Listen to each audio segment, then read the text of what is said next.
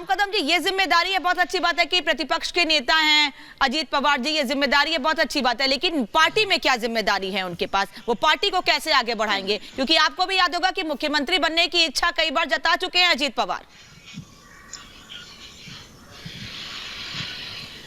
देखिए, यहाँ पर एनसीपी के नेता की दलील पूर्णतः खोखली है। अब किसे कौन सा पद दिया जाए, कौन सा पद न दे, यह पूर्णतः उनका निजी मामला है। यद्यपि यदि कर्मठ कार्यकर्ता के रूप में यदि सारे पूरे प्रकरण को देखा जाए, चुनने की बारी आई, पिता ने पुत्री को चुना, दल के किसी वरिष्ठ या अनुभवी नेता को नहीं चुना, बाप का प्यार बेटी की ओर आया।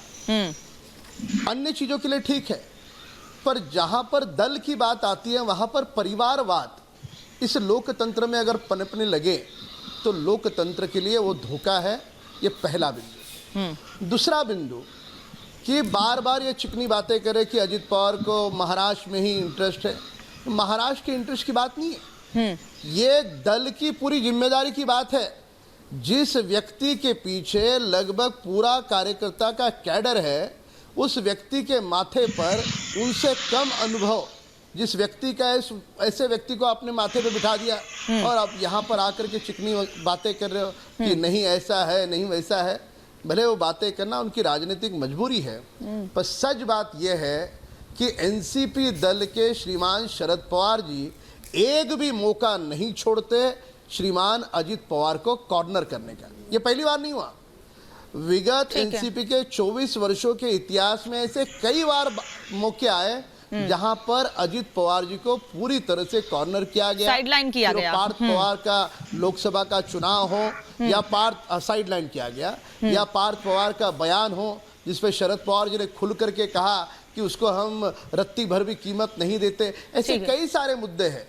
बार बार अजित पवार को कॉर्नर करने का मौका आज पुनः एक बार देश ने देखा। ठीक, किशोर जी आप बोलिए, मैं बोलने को मना नहीं करूंगी, लेकिन सबसे ज्यादा नाराजगी तो आपके ही नेता से रहती है अजीत पवार की। पार्टी में रहते हुए, सरकार में रहते हुए, जब सरकार में थे अजीत पवार की पार्टी के साथ, तब भी बहुत बनी नहीं थी। बोल लीजिए आप अपनी बात, बोलने में कोई मनाही नहीं है सर। ये देखो, अजीत पवार पे इतना प्यार राम कदम को किस लिए? देखो, एनसीपी के ऑर्गेनाइजेशनल सेटअप में बदल होंगे और उसमें वर्किंग प्रेसिडेंट्स आएंगे, ऐसा तो उनके इसमें बात हुई थी। और यह महाराष्ट्र के कद्दावर नेताओं में अजीत पवार आते हैं और राज्य की राजनीति में वो विपक्षी नेता है और मैं उन्हें बहुत सक्रिय पा रहा हूं। तो मैं तो कहता हूं कि राम कदम को इतना दुख किस लिए? और राम कदम जो अजीत पवार पे बहुत अन्याय होगा ऐसा बता रहे हैं, तो अजीत पवार को भी थोड़ा पूछ लेना ना। लेकिन ये एनसीपी का इंटरनल मैटर है। लेकिन युवा लोगों को, जैसे प्रफुल्ल पटेल विदर्भ से आते हैं और सुप्रिया सुले भी अभी वो कदावरी नेता है, तो इन लोगों के हाथ में वर्किंग प्रेसिडेंट बोल के काम बांट दिया। इससे तो एनसीपी के ऑर्गेनाइजेशनल इसमें एक्सपांशन ही होगा। और महाविकास आघाड़ी से प्रफुल्ल पटेल और सुप्रिया सुले के बहुत अच्छे संबंध है और महाविकास आघाड़ी में लियाजोन करने के लिए नहीं तो क्या महाविकास आघाड़ी से अजीत पवार के अच्छे रिश्ते नहीं है? ये कारण है एनसीपी से साइडलाइन करने का अजीत पवार को कि महाविकास आघाड़ी आगे चलता रहे, लेकिन जो बड़े नेता हैं जिनके साथ जनाधार है वो नाराज हैं, उससे कोई फर्क नहीं पड़ता है। किशोर जी, अनामिका जी, अनामिका मेरे मुंह में मत डालो, मैं अभी बता रहा हूँ। सर मैं कहाँ डाल रही हूँ आपके मुंह में?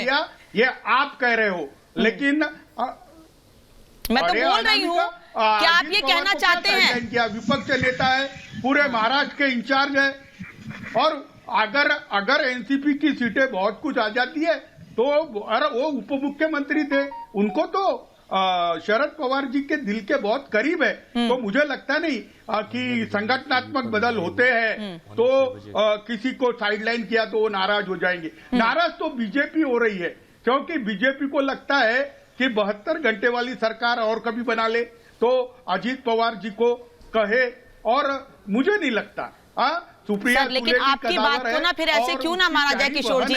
आप फिर कहेंगे कि मैं अपनी बात आपके मुंह में डाल रही हूँ, आप कहेंगे मैं अपनी बात आपके मुंह में डाल रही हूँ।